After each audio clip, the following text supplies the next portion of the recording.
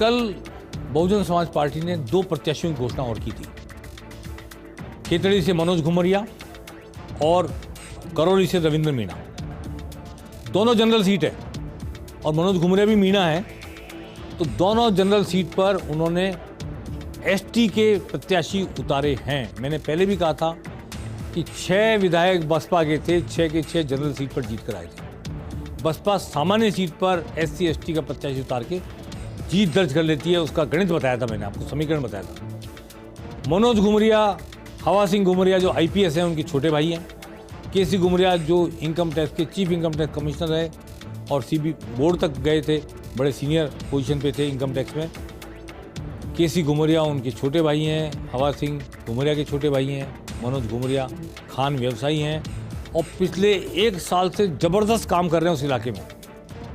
खेतड़ी की general seat जहाँ से डॉक्टर जितेंद्र सिंह जो गुजर हैं, पहले चिकित्सा मंत्री रह चुके, इस वक्त कांग्रेस के एमएलए हैं, उनके सामने या उनकी सीट पर कह दें, उनके सामने तो अभी नहीं कह सकते कि उनको टिकट मिलेगा नहीं मिलेगा, उनकी सीट पर बसपा ने मनोज घुमरिया, जो मनोज मीणा होते हैं वैसे, घुमरिया सबकास्ट है, उनको उतारा है, जो हवा सिंह घुमरिया के छोटे भाई आईपीएस हवा सिंह घुमरिया।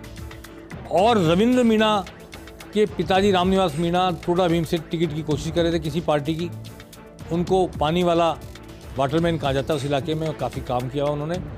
उनके बेटे को बसपा ने टिकट दे दिया करौली की सीट पर।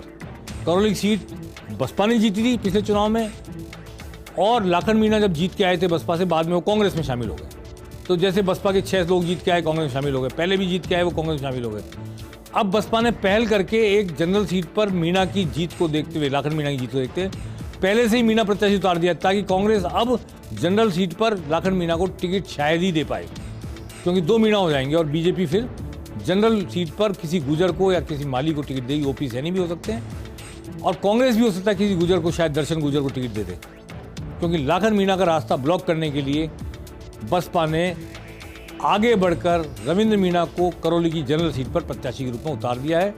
अब शायद उनके पिताजी रामनिवास मीणा कोशिश कर रहे थे टोडा भीम से चुनाव लड़ने की, अब शायद बेटे की सीट पर कंसंट्रेट करेंगे और यहाँ उन्हें जिताने की कोशिश करेंगे।